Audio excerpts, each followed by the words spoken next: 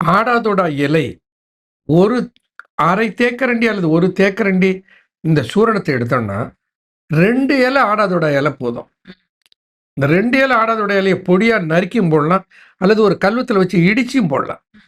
அது கூட போட்டுட்டு இந்த டிகாக்ஷன் பண்ணுறதுல ஒரு பொது ஃபார்முலா 500 மில்லி தண்ணி, அதில் இந்த சூரணத்தை போட்டு இலையை போட்டு 125 மில்லியாக 4 பங்காக சுண்ட வைத்து வடிகட்டி அதில் கொஞ்சம் தேவைப்பட்டால் ஒரு பனங்கற்கண்டோ அல்லது நாட்டு வெல்லமோ நாட்டு சர்க்கரையோ கொஞ்சம் இனிப்புக்கு போட்டுட்டு குடிக்க கொடுக்கலாம். 3 வேளையும் கொடுக்கலாம். ஒன்றும் ஆகாது. சளியை உடனே கட்டுப்படுத்துகிற ஆற்றல் இந்த கஷாயத்துக்கு உண்டு.